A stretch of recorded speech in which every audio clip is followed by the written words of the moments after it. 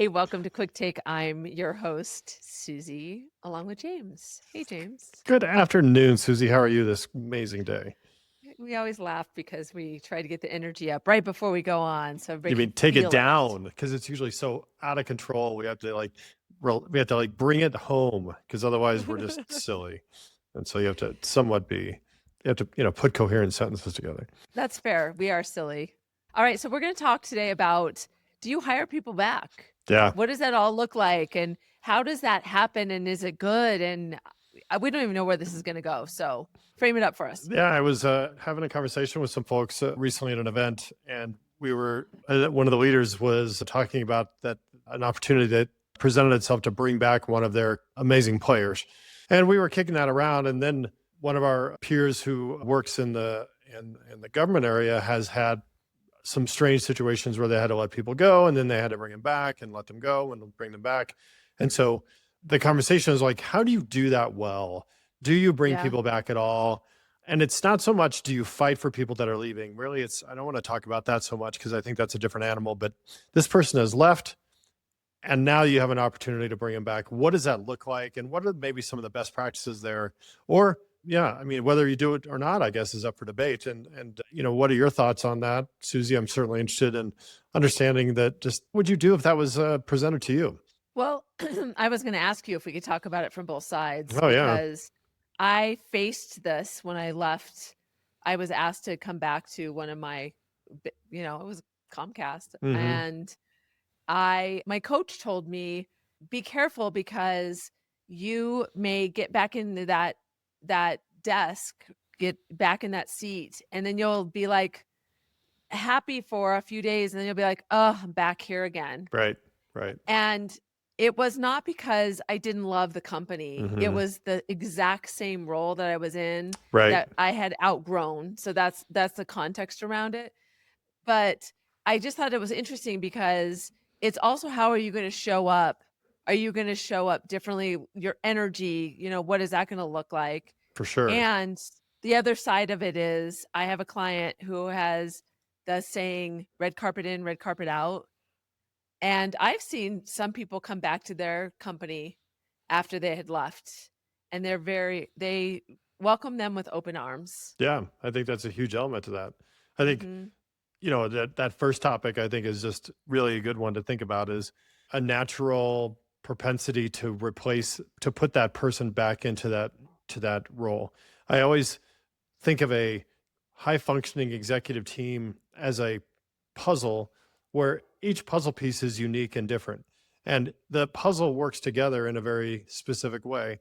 And when you leave or remove one of those puzzle pieces, it's nearly impossible to replace a puzzle piece that looks just like the one that's there. And so if that puzzle piece has left, and the org has morphed and evolved to then allow for a different puzzle piece there, bringing that previous piece in isn't always going to fit. The muscle memory to assume that they will fit, I think, is dangerous.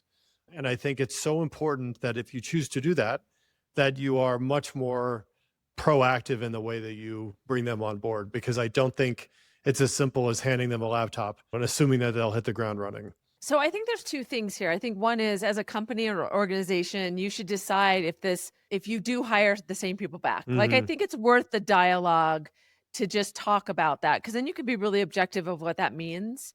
And I love what you said about, I told you about the MASH documentary that I watched, and every time they changed out a character, it wasn't like they were changing that exact character, Right. but they were filling a void. And what happened was everybody leveled up. Yeah. Everybody felt a change, like the chemistry was different. Hmm.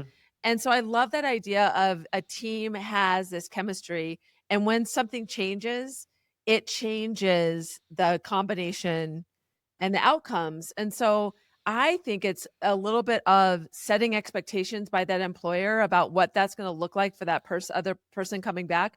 And I think there's a huge expectation for that person coming back that they do something different, or they level up, or they really not recast who they are, but really be thoughtful about their contribution when they come back.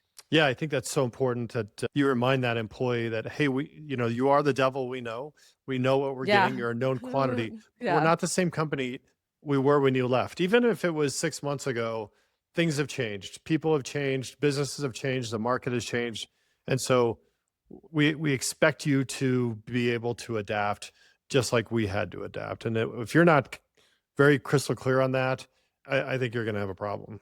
To your point, I think it's important that the company tells the person some of the things that has changed, Oh or what yeah, are these expectations, or really telling them kind of what you've missed while you were gone. yeah, This is what has happened.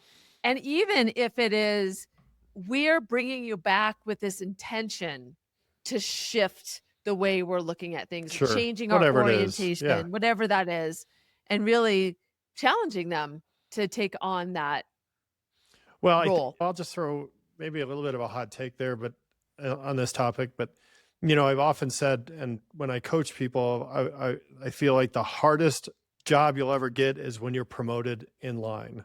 And why is that? Is because Yeah, if you go from being a yeah, peer to a leader, you've got so many challenges. The two, to keep it brief, are obviously the people that used to be your peers are now your direct reports, but yeah, also you have muscle memory and you're trying to do your new job and your old job. Being a boomerang employee, coming back in and sitting in an old chair, you're going to have a similar challenge that you yeah. need to both try to revisit that or refill that role that you were playing, but also not get overly comfortable or lazy and assuming that it's the same job. And I think this is more challenging than perhaps we might think.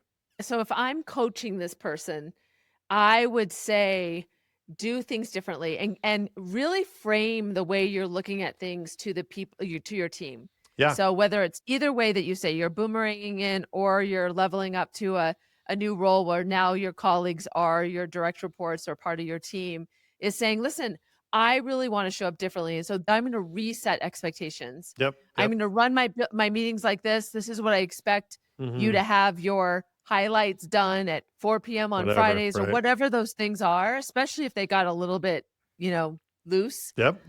and really set expectations and say, I'm really challenging myself so that we all level up. No, I like that a lot. Take advantage of this crisis, if you will, as we always say, and Don't waste a good don't crisis. waste, never let a crisis go to waste, and reinvent yourself and reinvent the role. Let's be fair. You got in because of you're a boomerang, perhaps, but that doesn't mean you have to act like the boomerang, right? You can take advantage Yeah. of the situation and level up. I also think it's important to think about, why did you leave? Yeah, And as yeah, a company, why was it okay to let them leave? Like, what conditions need to change to satisfy what those are, and be really real and honest about what that was. Because sure. some of those things, even when you come back, like my coach said to me, you're gonna go back there and you're gonna be like, "Oh, that's right. This was how we had to get things That's done," right. or That's "These are the right. things," like, those things are still going to be there, even though the honeymoon will probably wear off a Sure, little sure. faster than it would if you were brand new. Totally agree, totally agree, and you may not have the patience you should or would, and those old wounds may get opened up quickly. So, yeah, doing a self check as the boomerang yourself, really making sure. And I would argue, like, if we just maintain the position of the hiring manager, first and foremost, don't let them come back in the same role, reinvent it. Secondly, you know, Yeah. remind yourself of why that you let that employee go. What were their shortcomings? Are you Yes. prepared to revisit those and relive those? Was Yeah. there a moment you were happy they were gone and you're going to reintroduce that issue back to the organization? Be thoughtful about that, because I do think that what's the story? This is why people or women have more than one baby, because they forget the bad parts and remember the good part. If we Yeah, that's remembered right. everything, nobody would have more than one kid. And Yeah. so remember or keep in mind that your memory is flawed and maybe forgetting some of the bad stuff. And I would, add another challenge, another suggestion to your suggestions there. Boy, that was really well done. Is that people, when you hear that somebody's coming back and you didn't have a great, deeply trusted Yep. relationship, and if you're coming back and you're like, "Oh my gosh, I didn't get along with James," Hmm. is to be proactive about showing up differently for that Yeah. person, Yeah. and even schedule time with them and say, "Listen, I know we've had our things in the past. I'm really wanting to make this a new day. So let's make it a new day and see if you can really strengthen those. That would really show a lot of commitment to the organization if you Absolutely. were proactive on both sides No, with I think that. that's key, and I think yeah, everybody involved needs to kind of be open and honest about those things and Yeah. communicate that. I think that missing out on that opportunity to reset the tear, if you will, I think is probably the best part of bringing somebody back is to reset the expectation like that. You know what I love about this topic is that people don't normally think about this topic, and this is a good one for people to talk about even when it's not something they're facing, Right. because you should have an opinion on it as an organization, as a part of the business. There are oftentimes, more than once in my career that the door has been slightly left open, and you have to go through this exercise on whether or not Yeah, it's a worthy endeavor. Usually it's, it takes a little bit of effort on both parts to kind of do that. But if you haven't thought this through, then I think you're going to be less likely to succeed. totally. I think this is a good one. Thanks, James. Yep.